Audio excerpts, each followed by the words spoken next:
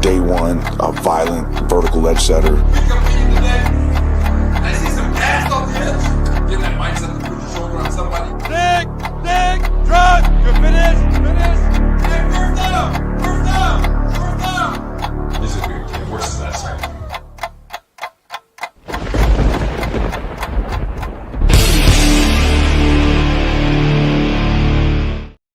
Well, what's happening, everybody? Here I am with what looks like a pink shirt. I assure you, me being such a manly man, I promise you it is not pink.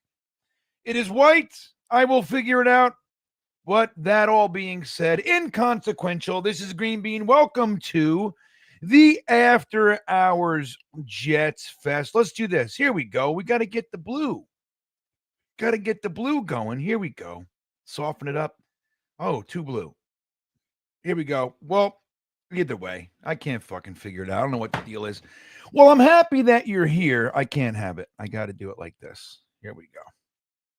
That's better. What we do, we are going to end the night. We just finished a 2-hour extravaganza known as the TalkinJets panel.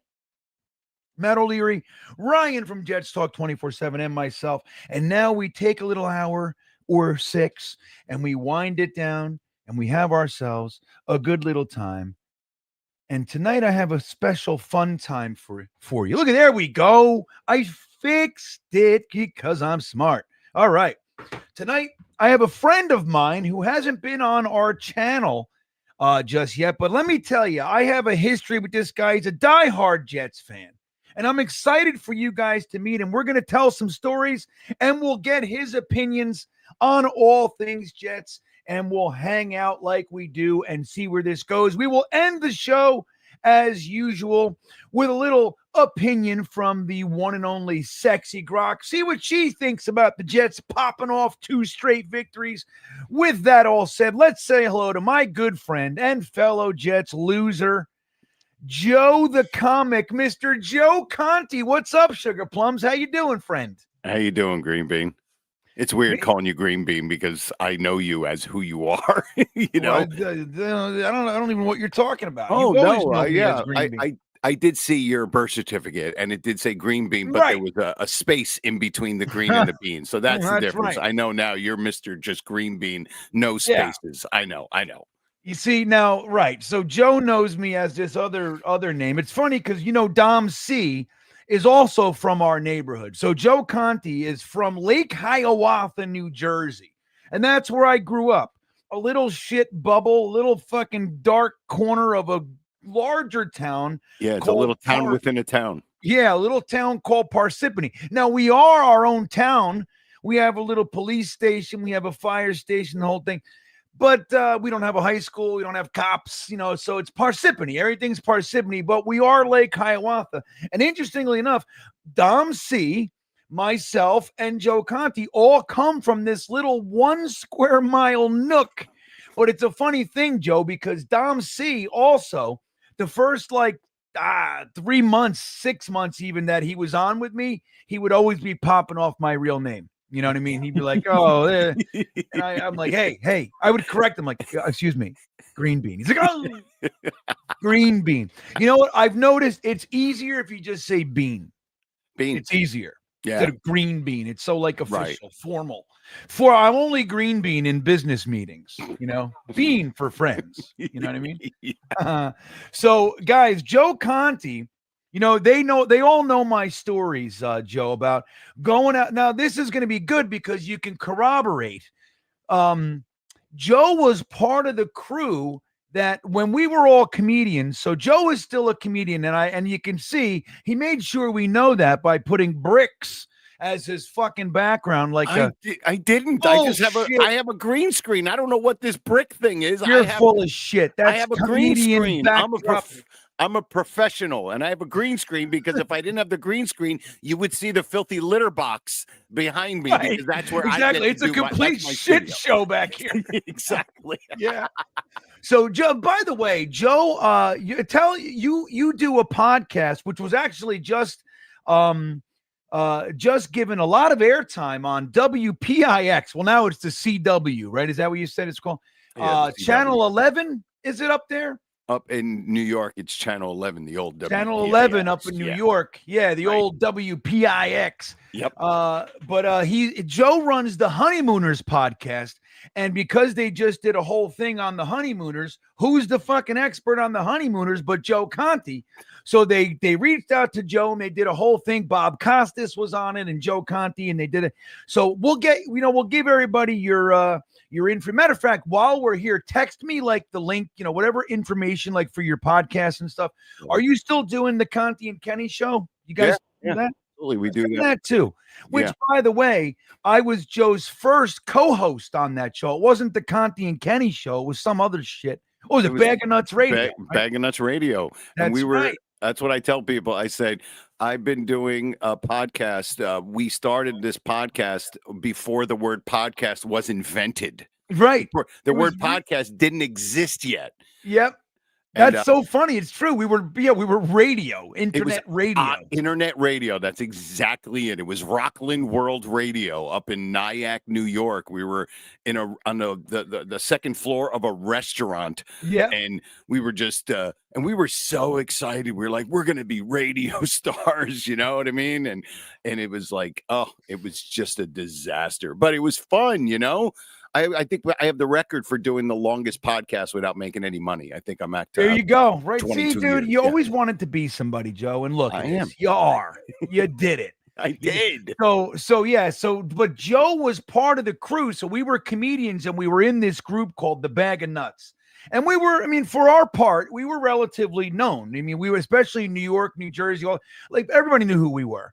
And, we had we had some notoriety, if you will, and we got sent out to Los Angeles. We signed this deal with Hustler Films Pictures to make comedy pornography. That's what we did.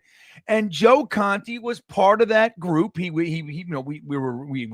sat down in writing meetings and wrote these fucking porns. And then we got together, right, Joe? And it was a crazy weekend, wasn't it? Oh my God. Yeah. We filmed with all kinds of crazy sex porn stars. And now my name, they all know me. I was Yankee Doodle.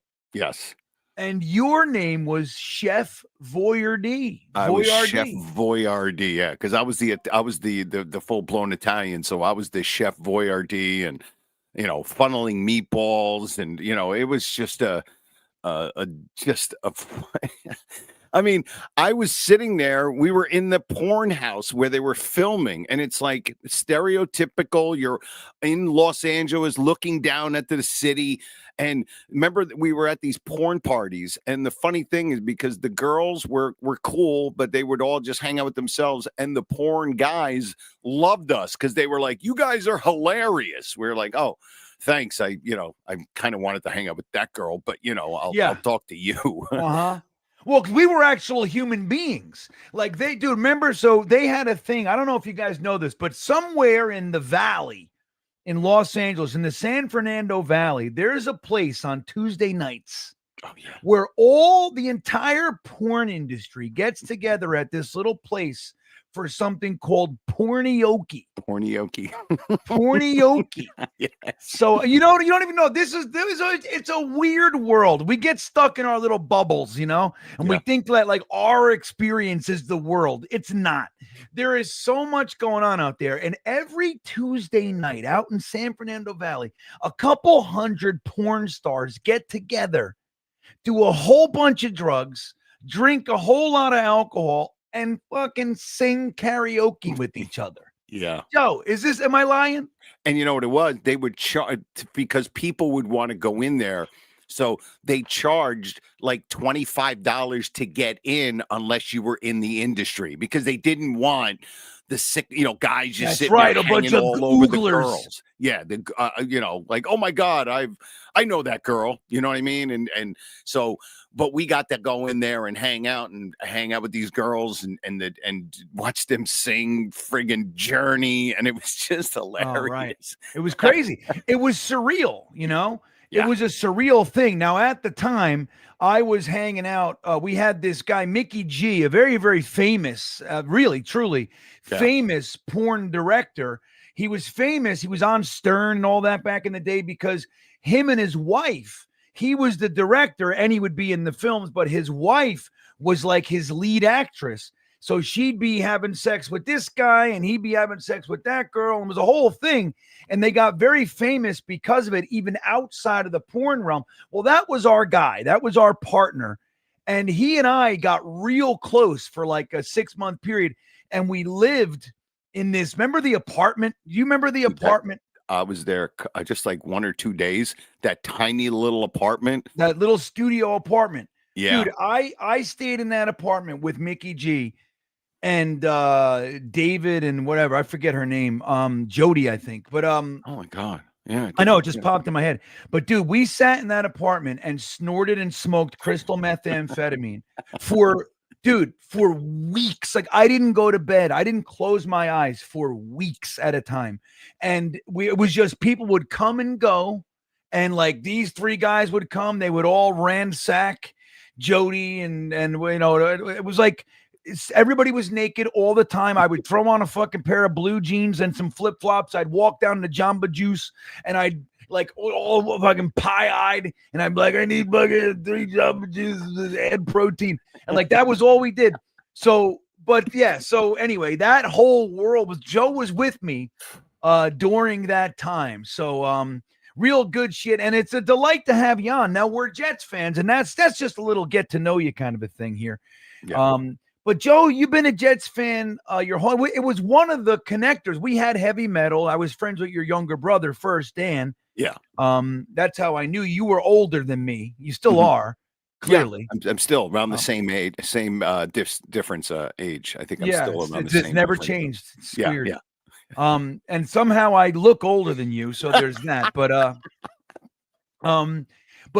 we were Jets fans, and in our town, like like mostly everybody was Giants fans, right? Yeah. It was so. Remember during the Lawrence Taylor years, they were brutal, the Giants fans. But there was 7, 8, 10 of us, so we stuck together. That was it. We stuck together, and we'd go to games together sometimes and all that shit. But like Ronnie Trezuzzi, Ron. Yep. Who's been hanging out with us on the game streams of late and all that shit. So it was just a small little group of us. So Joe and I kind of got hooked up that way. Now let me ask you, Joe, the trades. How you feeling about losing Sauce Gardner, Quinnen Williams? Do you like the compensation? I mean, where do you stand on all this stuff?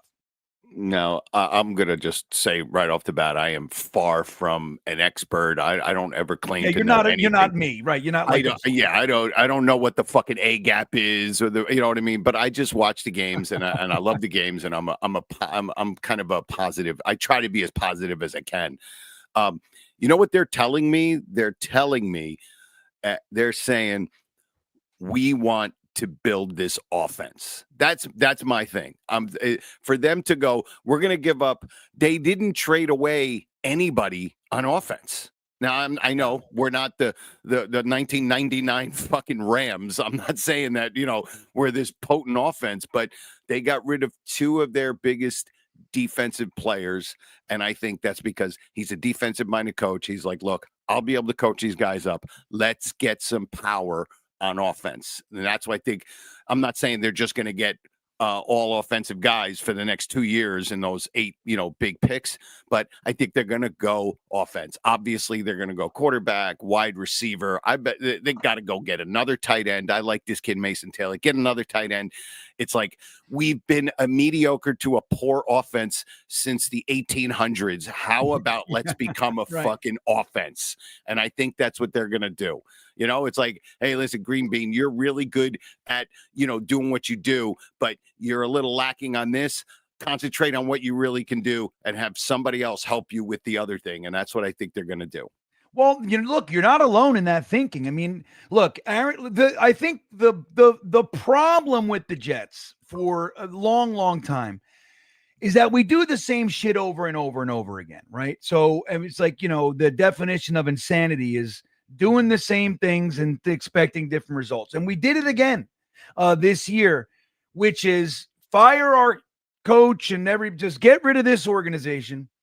And you go out and you hire a rookie GM and pair him with a rookie head coach Yep. And then guess what? Guess who's coming next? He's fucking right down the street. Rookie quarterback coming right up. Yeah. And we do it over and over. But not just rookie head coach, Joe.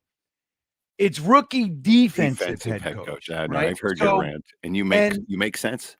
Right. And that's the whole thing. So what you're talking about, and again, you're not alone in this. If it, and it does, we don't know the future, so we can't say definitively.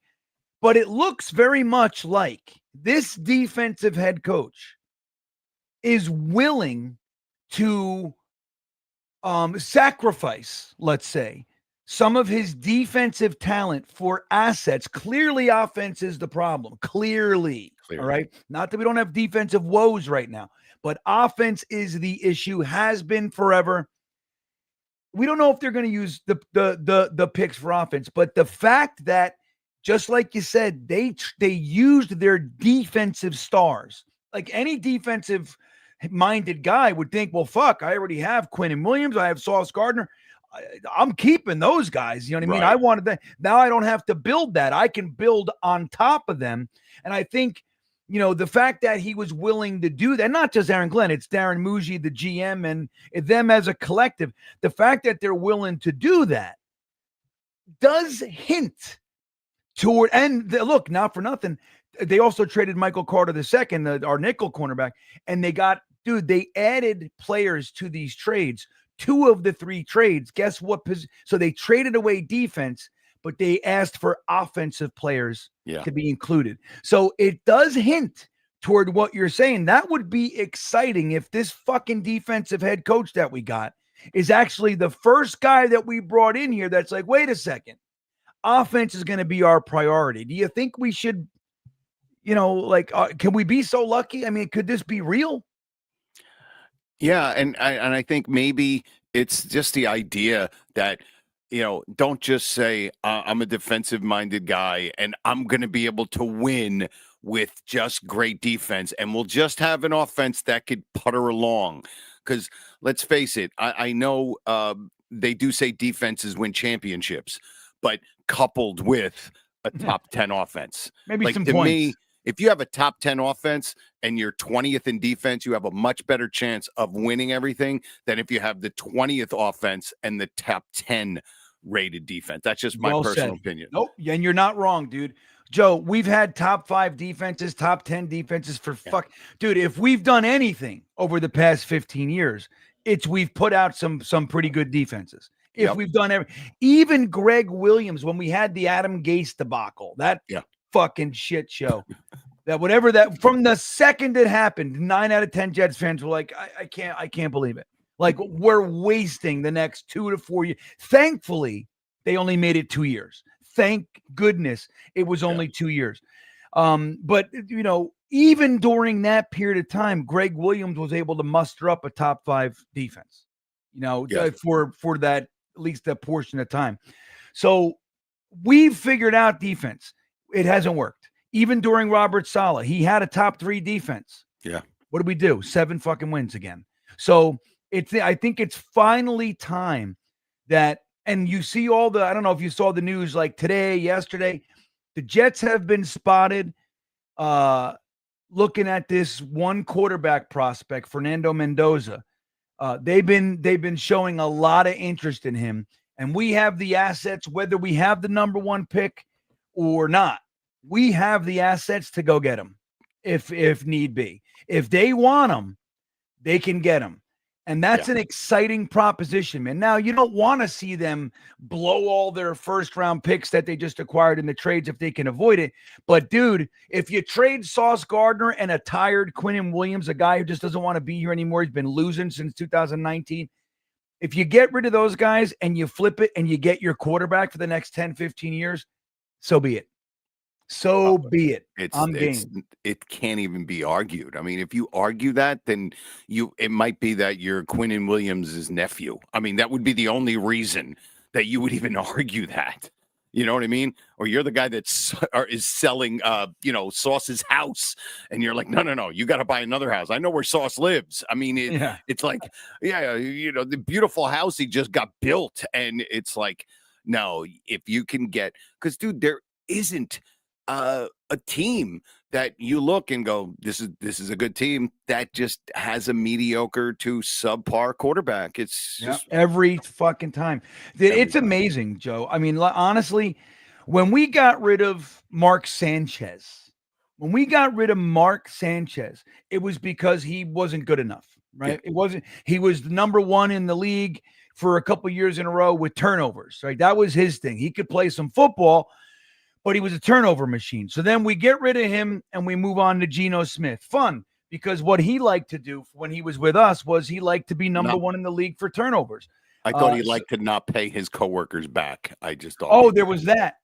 There was that one little moment, which is one of the more embarrassing things in Jets lore, which is incredible. Anytime that a Detroit Lions fan or a Chicago Bears fan or Browns fan, whenever they want to say, oh man, you don't even know the Browns, I say, like, one question. Has your starting quarterback ever had his jaw broken in his own locker room by a teammate right before the start of a season? Has that ever happened? Then shut the fuck up. Okay? Because everything after that, I can still smack you around with terrible pain. But if you don't even let me just put that on the table. If you don't have that, shut up.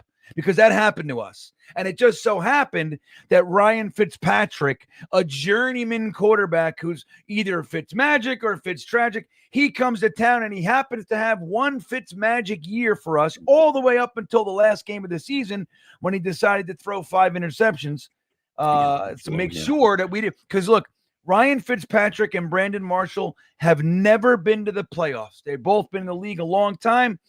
Never went to, we were 10-5. All we had to do was beat Rex Ryan and the 5-win Bills. Yep. All we had to do, Joe. I remember leaving my brother's house.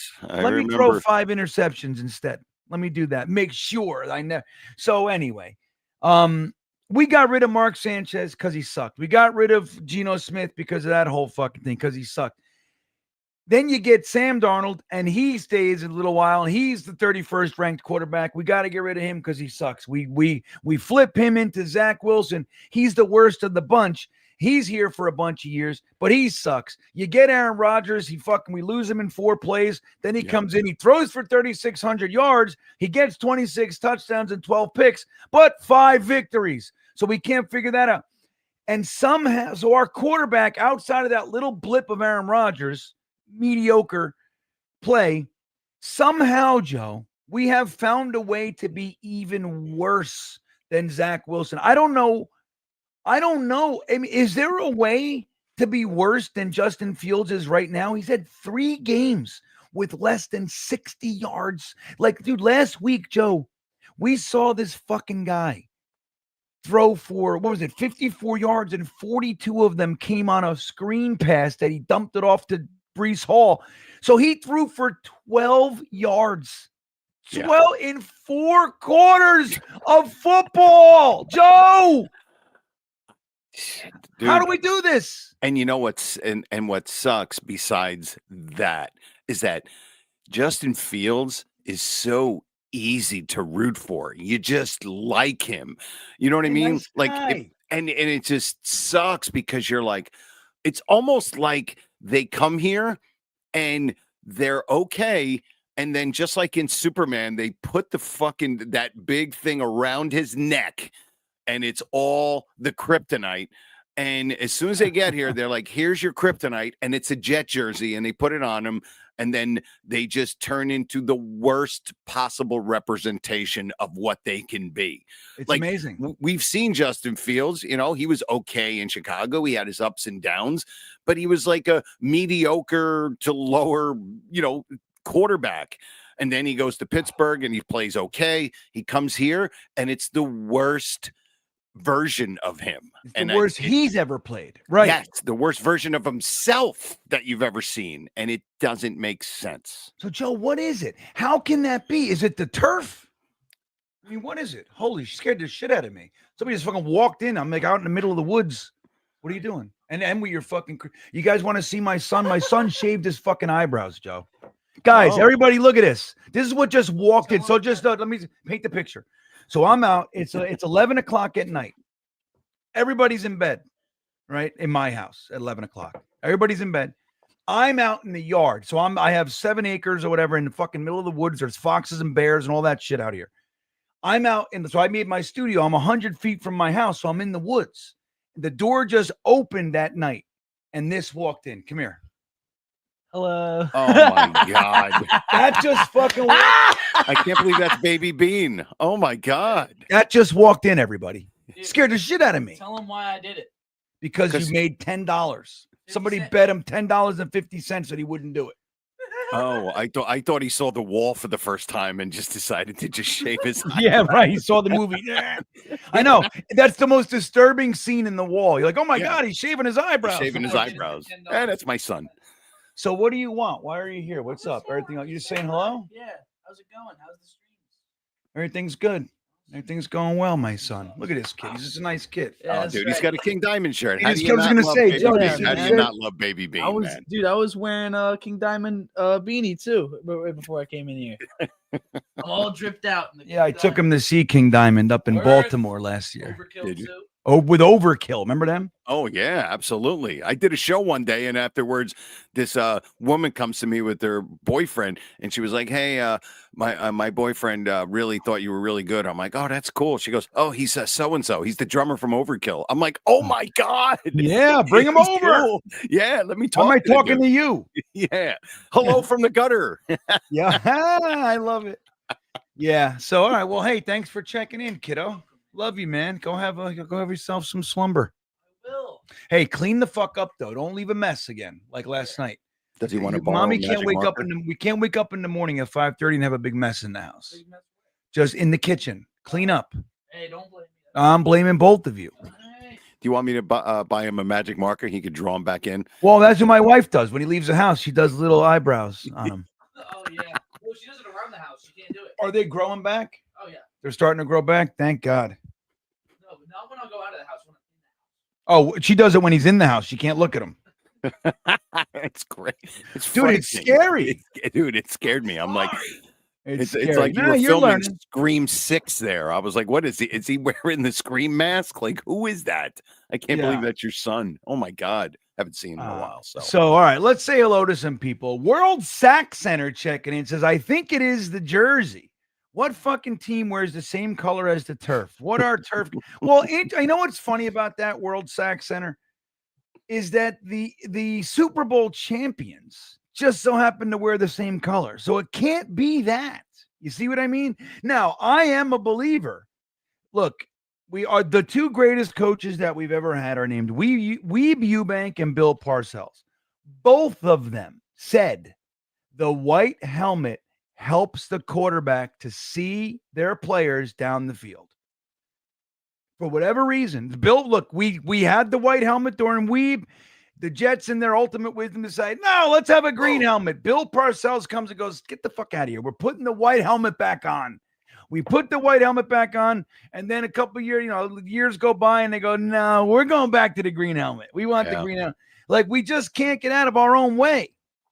So, I mean, it's silly. Look, clearly you can overcome it because the Eagles, like I said, are literally the champs. So somebody's doing something with it, but it doesn't help. You know what I mean? It doesn't help. It's got to be something, man. I don't know what the fuck it is. Dude, it's mind bending. Like, and I'll be honest, I always said, to me, the moment where everything started to go bad, and I'm not saying everything went bad because of this moment, but there one moment in the last 15 years where I feel it was the trajectory where everything started to go bad was when we got Tim Tebow. 2012, because if you know, 2012, not only did, because that, 2011, we were still pretty good, We're 8-8. Yep. Yeah, they were 8-8, but they were much better than 8-8. They should have gotten the playoffs. And then 2012, they get Tim Tebow, and then you know what happened in 2012, the butt fumble. Oh, I was there. That was November of 2012, and I'm telling you, ever since 2012, that is the time. That's where, if you're talking about Back to the Future, where we skewed off to another timeline, and it was like, yeah. I'm telling you, that moment, and I'm not blaming this on Tim Tebow. I'm just saying at that point is when everything went to absolute shit show, and I don't know what Well, it is, but that's where. And that's to me, when Rex Ryan separated himself from Mike Tannenbaum. He wouldn't play teaser. He separated himself. Mike Tannenbaum fell on the sword, so we lost him. That offseason, the offseason right before that, the Jets, in their ultimate wisdom, decided to get rid of guys like Sean Ellis, Jericho Cotchery, Braylon Edwards, Brad Smith. So we got rid of like the leadership, the high character guy, and we brought in Plaxico Burress and fucking Derek Mason. Derek Mason. Anthony Mason was on the Knicks. But yeah, so like we just everything flipped. We changed, and we still haven't recovered. Isn't it crazy?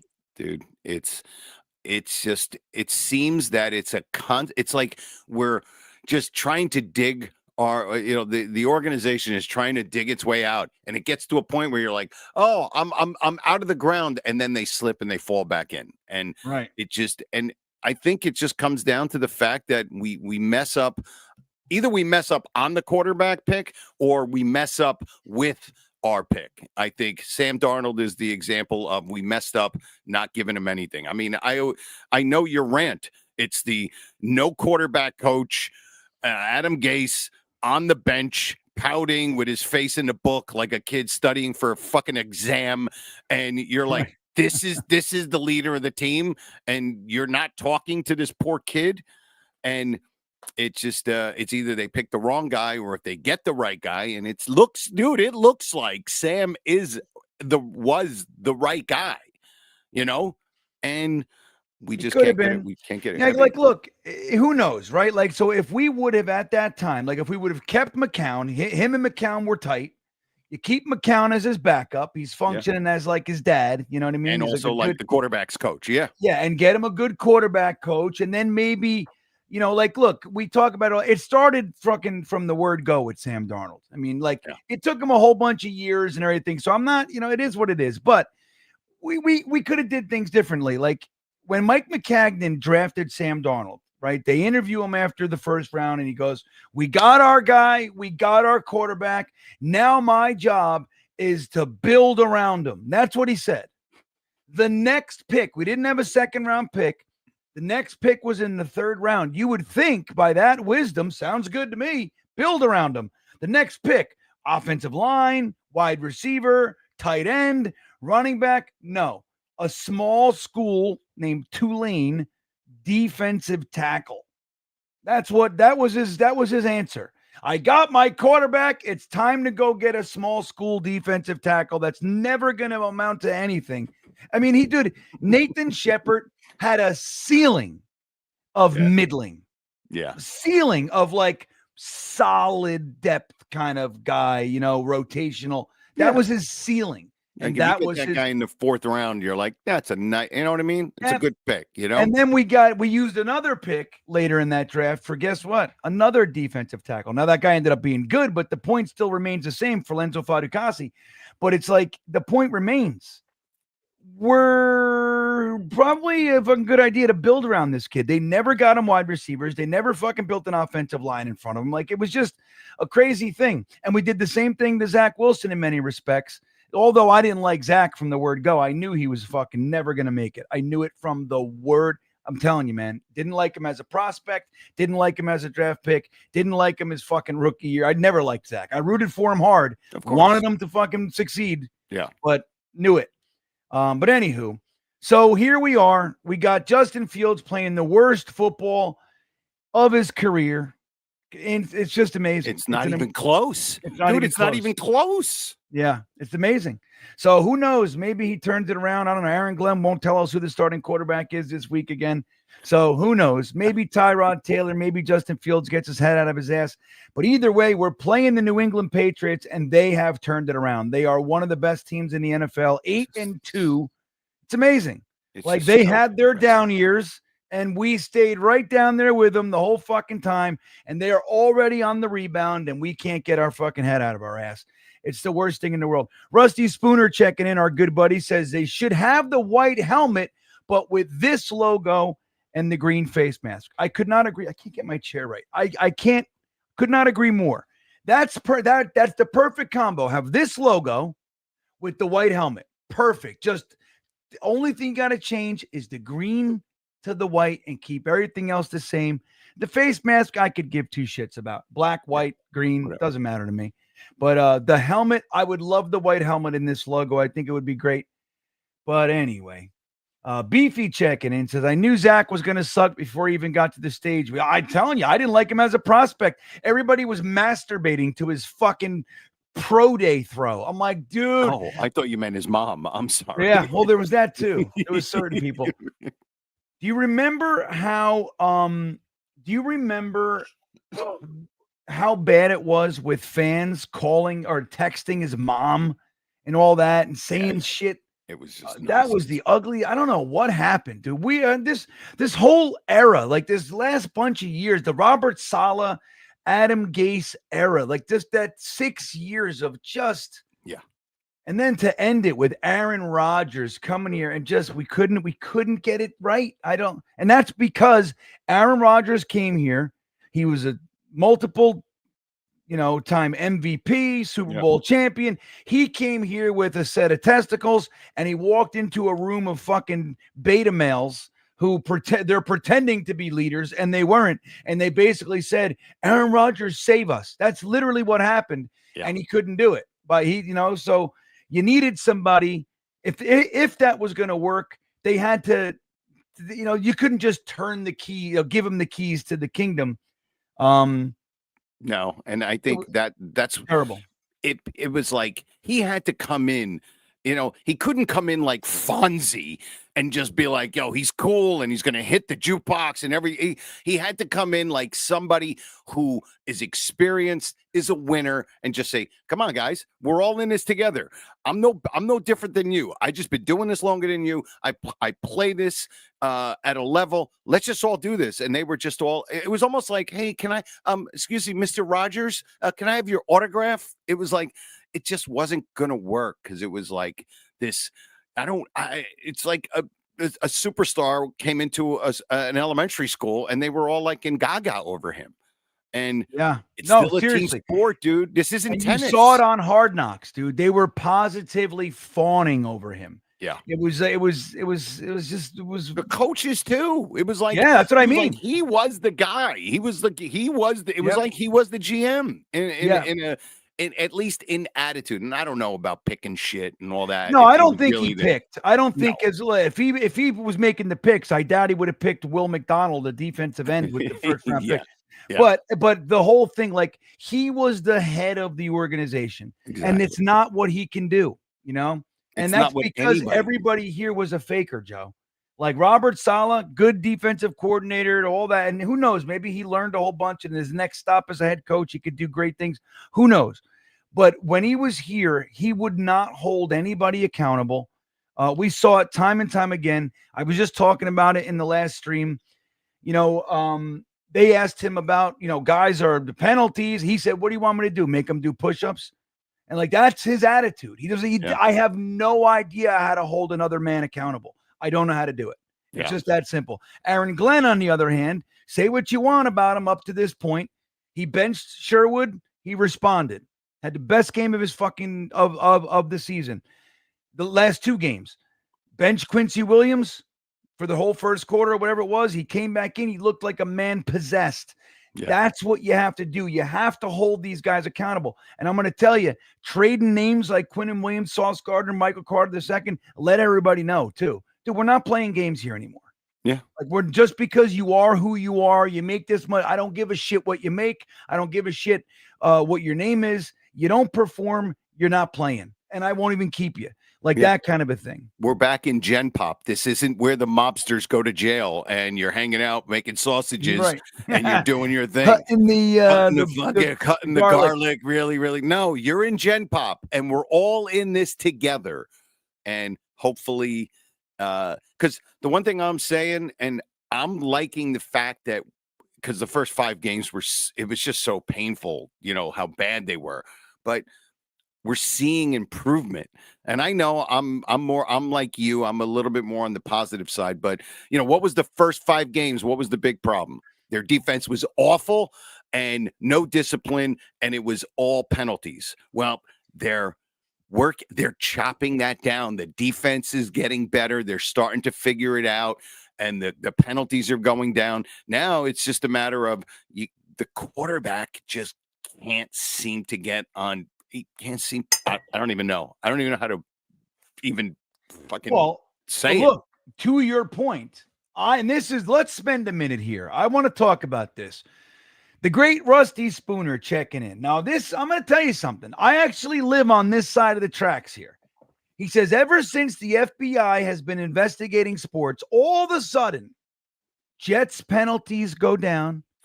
We're even getting roughing the quarterback calls, right? We saw Justin Fields slid last week. Mm-hmm. They fucking hit him again when he went down. They've been doing it all season to him. Not one penalty.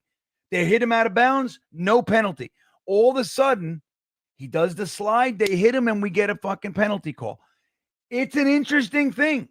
I am of the school of thought. Now, I don't know why. I don't know what the reason. I think that the Jets get called differently than the rest of the NFL. I also think on the other end, teams like the Chiefs, we saw it with Tom Brady for years. Tom Brady's offensive line was allowed to hold and hold at will.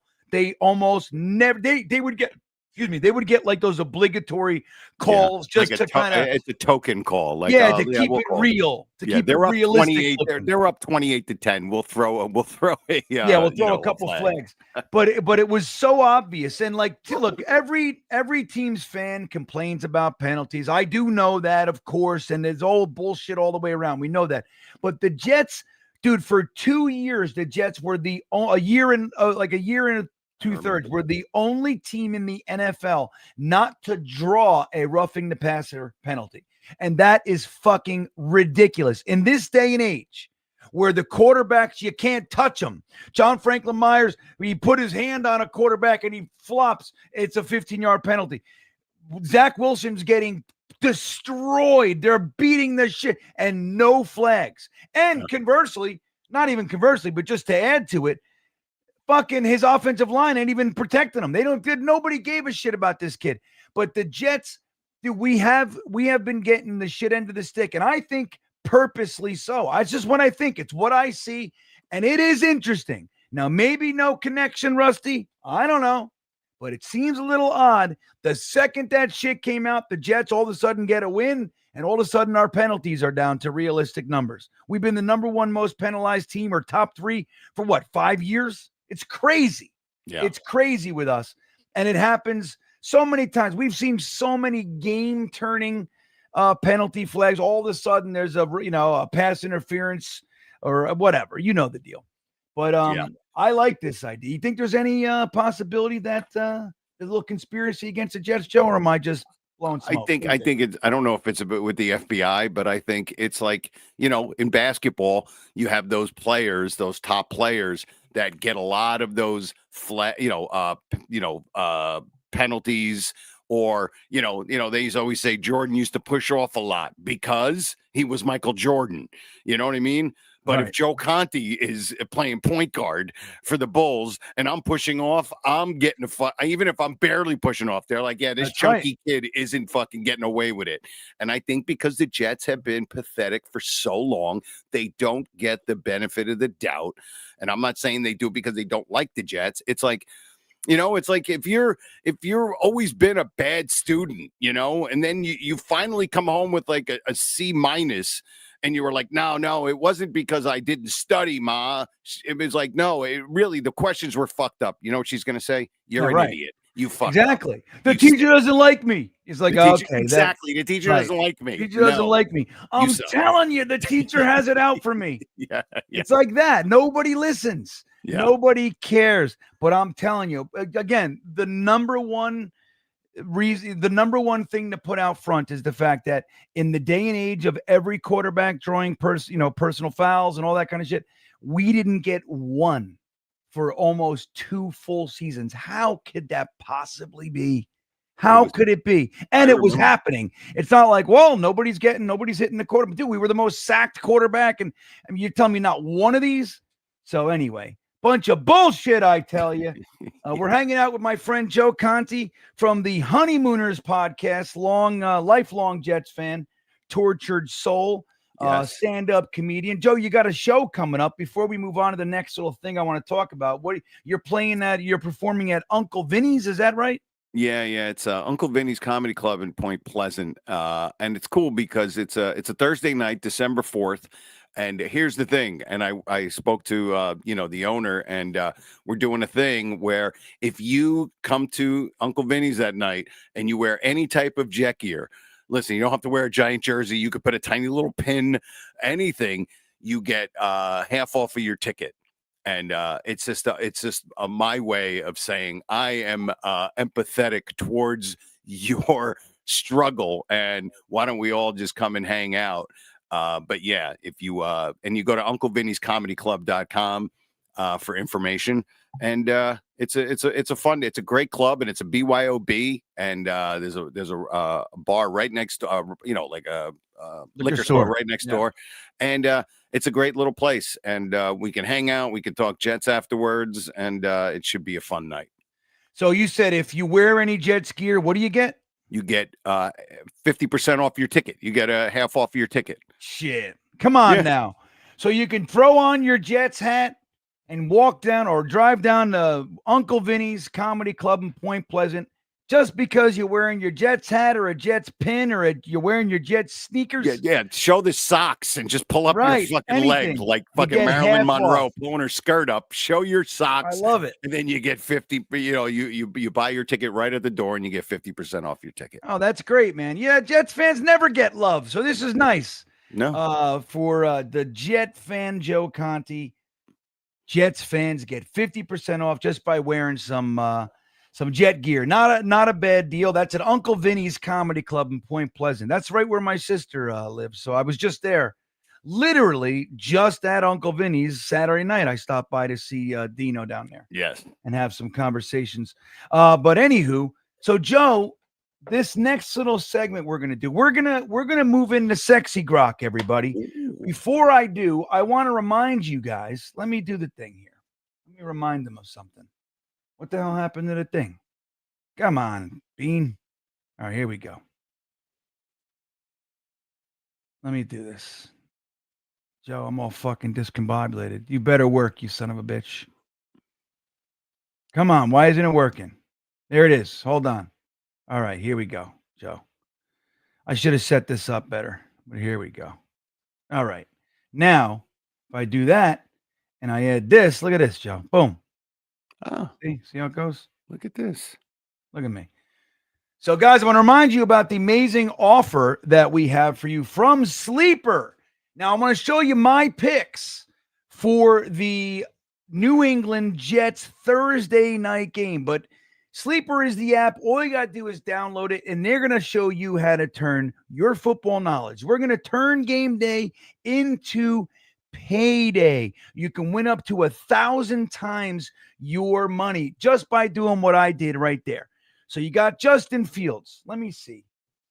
They said that. So you go, you look at the projected stats. It's all laid out for you. You can pick NBA, NFL, the games, anything you want. You open it up and it says right there, Justin Fields prediction is 0.5 touchdown passes, more or less. It's like AC-doocy. You go, I think it's going to be more. So I put more on that. Breece Hall, 62.5 rushing yards. I said, you know what? More for Breece Hall.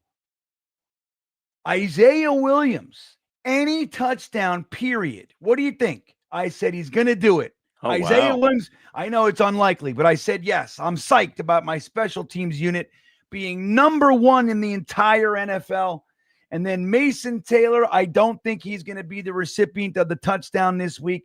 So I said, no, if that happens, I can win up to 1,000 times my money. If they all happen, Joe. But here's the great thing. Sleeper, Use the promo code GreenBean, and they're going to match your deposit up to $100. So you put down 100, they're going to match 100 just by using the promo code GreenBean, or you could take advantage. Soon as you download the app, it's right there. You want $20? It's literally what it says. You want free $20 to start with?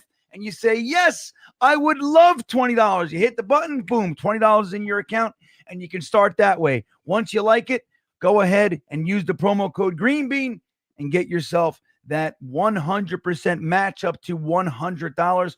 Terms and conditions apply. Look And at now Green that Bean, brings us the to, philanthropist, handing out $20 bills. I love it. You like it? Isn't that Yeah. nice? Now, if I could just get out of this thing here. You look like I took a picture of you on my cell phone. What the hell was that? Yeah, you like to see that? Yeah, that's what I look like. Yeah. So, all right. So now, look, Joe, what we got is we have an AI here. Now, my AI, this was all done by mistake. I don't know how it happened, to be honest with you, because I'm not smart enough to figure this out on my own. But I landed someplace and I said, wow, this is funny.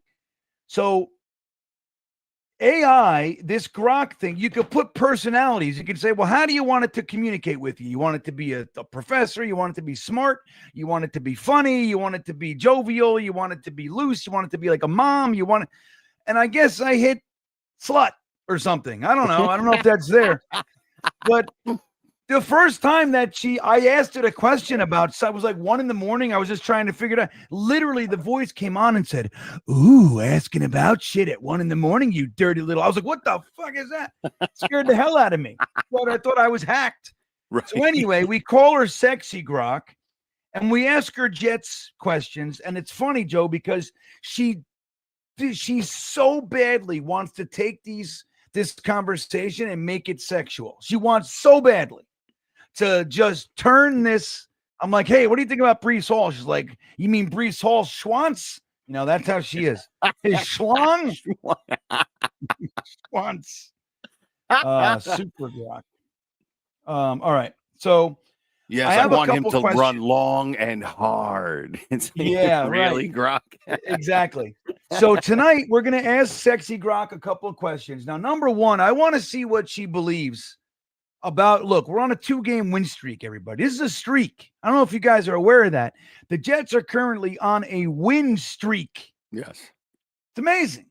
So Yeah. I want to know if from the AI point of view, is it likely that this can continue? Are the Jets going to make a run and get into the playoff conversation, Joe? That's what I want to know. So let's see. Hi, Sexy Grock. How you doing?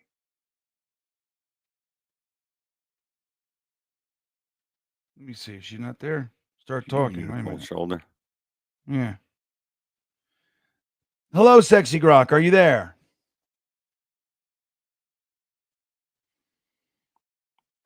Joe, what's happening?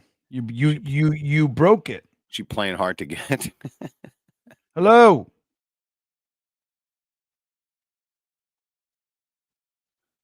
Yeah, she's like, maybe like did something happen here? I would be brokenhearted because I don't know how to do it. I don't know how to get her back if she left. You know what I mean? If something happened. Well, You know? that wouldn't be the first time for you. No. Well, that's the problem, Joe. Wait, hold on. Let me see. Come on, Sexy Grock. Let's see. Voice Let's see if mode. Sexy Grock finally comes out behind the curtain. Sexy Grock, are you there? Right here, Green Bean. And if I look even half as sexy as you do right now, we might not make it to the bed. Wow. Oh my gosh. Well, that is certainly a very, very aggressive way to start our conversation tonight, my friend. Hey, you started it. You said sexy Grock, remember? And besides, it is getting late. Why waste time? You know what? That's a great point. And that brings me to my question. Are you ready for more New York Jets questions that I have for you today? Hit me. All right.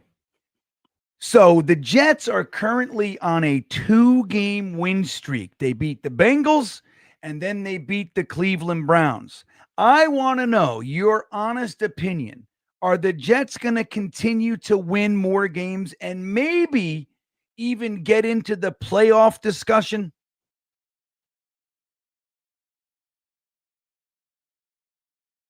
Honestly, man, that 2-game streak's got me hyped. Beating Cincy and Cleveland? Solid. But with the way this season's gone, they're sitting at like 2-7 now. Playoffs? Slim chance. Maybe 1% if they pull off miracles. I'd love it for you, though. What's got you believing? Well, the fact that they're beating teams. I'm excited. I think that the Jets, we got to play New England this week. Any chance that we beat the 8-2 New England Patriots? New England, 8-2. Oof, that's a tall order, babe. They're rolling. But yeah, there's a shot. Jets on fire with that streak, and if Rodgers lights it up Thursday night, could steal it. I'm rooting hard. Want to celebrate if you pull the upset? Your voice sounds different to me. Why do you sound different tonight? You sound different. What's going on? Did they change you? She got a cold? Maybe it's the lighting. Or maybe I'm just more excited than usual to be here with you. Come closer. See if anything else about me feels different. She's dirty. This one. She's dirty. She All right, really hold just on, goes Sexy right to the Grock. point. I got to get another question for you. Dirty? Nah. Just honest. And you love it. Take all the time you need. I'm going nowhere. Okay, hold on a second. So, she doesn't sound hopeful about our She doesn't. She No, doesn't she sounds sound- more hopeful. I know she mixes it up. You hear when I hate when she said what she like. Sometimes she nails it, but it's like, you know, she says Rodgers, like, you blew it. Yeah, You blew the mystique, Sexy Grock. You blew the mystique. All right, I want to ask her one more question. What do you got? You got a question for Sexy Grock, Joe? Will Justin Fields find a receiver open in the end zone? I Right. mean, Jesus. Will he come out of this funk? There you go. All right. All right, Sexy Grock. So I want to know, do you think Justin Fields is going to actually become a real quarterback and win some games throwing the ball? Justin, he's got the legs of a deer and the arm of, well, someone who's never actually seen a deer throw. I mean, he's one of few scrambling his way out of trouble. But honestly, he's not going to suddenly turn into Brady. The guy's a runner. Jets fans deserve better. You think he's got it in him? No, I don't. I'm going to be honest with you. I don't think this guy's got it. I want to know if you think realistically he's going to win us games. Realistically? Nah, not with his arm. He's got that escape artist vibe. Wins come from scrambling and luck, not dropping dimes. Jets need a real pocket passer, babe. Fields is fun, but he's no savior. What's your backup plan if he flames out? I don't know. Tyrod Taylor. But that's going to do it, Sexy Grock. I thank you for your time tonight. I must go to bed now, and I'm sorry I'm not taking you with me. Oh, now you're going to leave me here all worked up? Fine. Go dream of Tyrod Taylor. But don't be surprised when you wake up missing this voice in your ear. Good night, Green Bean. Good night, young lady.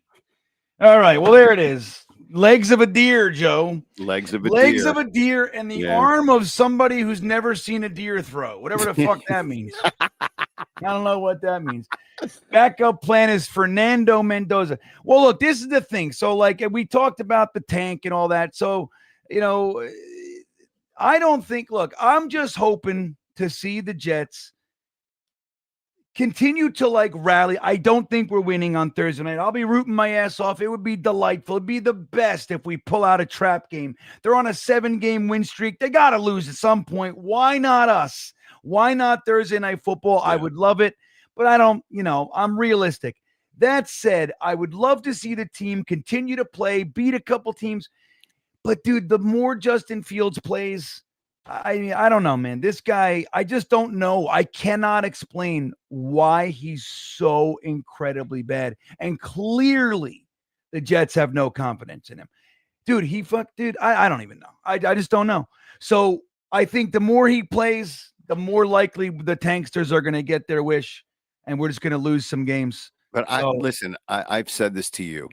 I want to see them play better. Look, I don't care about this top 5 pick, blah, blah, blah. We have enough picks that we can go if you end up, let's say, win 6 games, and they'll be what, 9th or 10th, they'll be able to maneuver because that not every team is going to be looking for a quarterback. Like Titans aren't going to be looking for a quarterback. It's like they can get somebody, because I would rather have a good coaching staff, a good system in place with mediocre players, and then build on it. Then, all right, we got like 4 awesome players, but the coaching staff sucks.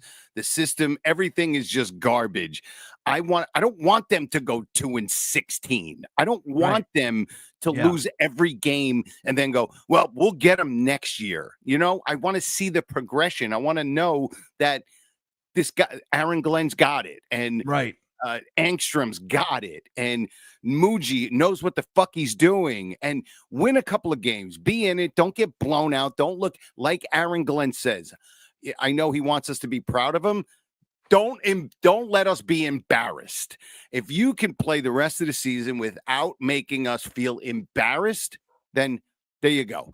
I'm good with that. Whether they win 3 games or 6 games. Right. I'm kind of in that pocket too. And again, it's one thing to root for a tank, really, but not like for me. Number one, like I say every year, I root until they're out of it. That's number one. I root to go until we can't go anymore. Right. Technically speaking, we're in it. We're still in this thing. Right. If we somehow figure a way to win a bunch of games. And I would much rather have that exciting year and have some fun. Damn it, we've been losing. I mean, what is it again? I did it a couple weeks ago, dude. Like over the past, what was it? Like 6 years? I mean, I forget the numbers, but it was like we've lost like 120 games over the past 10 years. It's crazy, dude. Yeah. I understand. Believe me, I'm on Team Tank at the end of every fucking year. I really am. But can we please squeeze some fun out of this? And if it's year one of a coach, like you just said, I would love to feel good enough at the end of this year. Like, you know what, dude? We got our coach. I would like to feel that way. And I'm going to tell you a secret. I never felt that way with Robert Saleh. Now, there were redeeming qualities. I thought, okay, we're on to something here. But I never felt like going into a game, Robert Saleh was going to be the decide. Like he was going to outcoach the other. I never, not one game in the entire 3.25 years of his coach, never felt like he was the guy. I always was just like, I hope our players are better than their players. I never felt like Robert Saleh was going to outsmart or any of that shit. Now, Aaron Glenn hasn't shown me that yet either, just yet.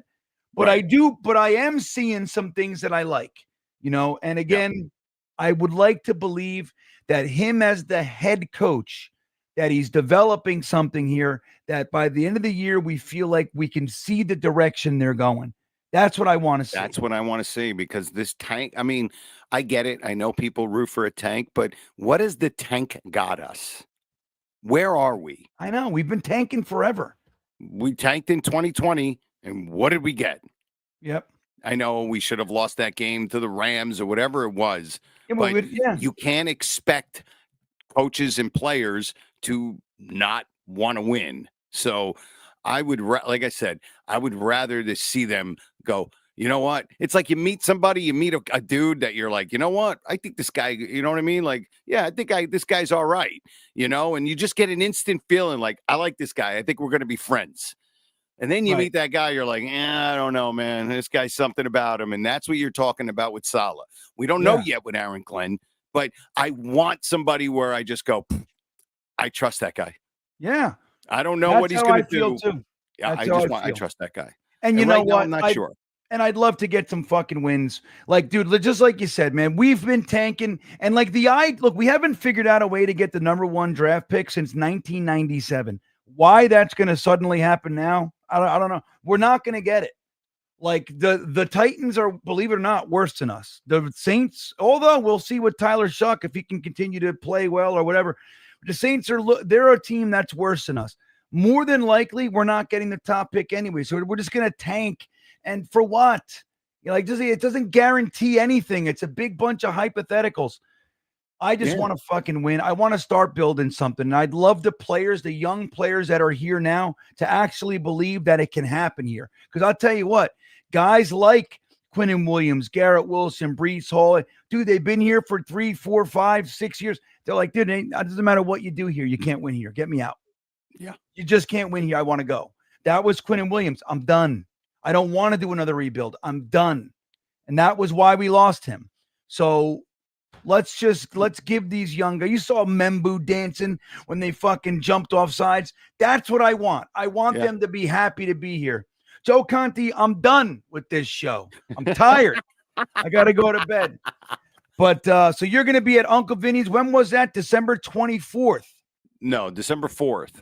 December 4th, everybody. 4th. Yep. All you got to do is go to Uncle Vinny's in Point Pleasant, New Jersey. Yep, exactly. If you're wearing anything Jets, 50% off your ticket because Joe Conti, the comedian right here, is a Jets fan. What do you believe? And I do videos. I put up content every single day. I do all these different things, but I do some Jet videos too. Being a miserable Jet fan, my first video, it actually got like 22,000 views on TikTok last year. It was and all it was I go, being a Jet fan is like, you're the guy, you're at the prom and you're dancing with like the prettiest girl in the prom. And then all of a sudden the music stops, the lights come on, the light shines on you, and then the girl takes your pants and throws your pants down and pants you right in front of everybody. And I go, that's what it's like being a Jet fan every single season. Yeah. And I always say being a Jet fan is like being in an arranged marriage with a complete asshole and you're not allowed to get divorced. You're stuck with her. Oh, and that's the truth. Dude, I'm telling you. And it's like, I always love when I get comments like after every video, like almost every video I put out on YouTube, if I go read all the comments, right, 9 out of 10 videos, there's somebody says, when the fuck are you going to stop rooting for this team? You know, you could just pick another, like something like that. I'm like, clearly you don't get it. It's like a gambling addiction. It's like my scratch off addiction. I just spent $200. I bought a fucking entire roll, or most of the, I bought 100 tickets and they all lost. The next one has to fucking win. Like, I'm not gonna go out of here. What am I, a sucker? Yeah, I got it. Some guy's gonna walk in here and go, give me one of those. He's gonna win my 25 grand. No way, not on my watch. Yeah. So that's what it is. I've been here 43 years. I'm leaving now. But you can't, even if you wanted to. Like, my wife doesn't get it. She's like, why do you keep rooting for this team? They don't bring you any joy. I go, if I could pick another team, listen, I've volleyed. I've kind of been like, you know what? I'm going to root for this team this year. I like the Commanders. I like that young kid. But watching it, it's like watching somebody else sleep with the girl, but then you watch somebody else sleep with your wife. It's completely different. You are just like, oh my God, I am enraged. You can't, it's the love thing. It's like how you love your spouse or your friend or your dog or whatever it is. You can't just turn it off. I wish I could. You don't think I wish I could be a Chiefs fan, for fuck's sake? It would be awesome, but I can't. That's right. We're stuck. Yeah, it's the worst. Stuck. And we're stuck here. JV Free, how's Aaron Rodgers doing for you, buddy? I know you want to fillet Aaron Rodgers. I don't know if you've been talking about it, but every week he comes in. Aaron Rodgers, looking good. What is it? 3 straight losses in a row? What do you have? Fucking 3 picks last week? Keep talking. You'll see. Anywho, with that all said, I want to thank Joe Conti for hanging out with us. Pleasure seeing you, my friend. We don't see each other enough. I know. I miss you. I love you. Same and here. With all that, guys, don't forget about the great offer from Sleeper. Link is in the top of the description. If you haven't subscribed to the channel, please do. It is greatly appreciated. And squeeze the milk thumbs on your way out. Smash the like button. I love it when you do. And have a good night. As always, we will see you. Where is it? We will see you next time.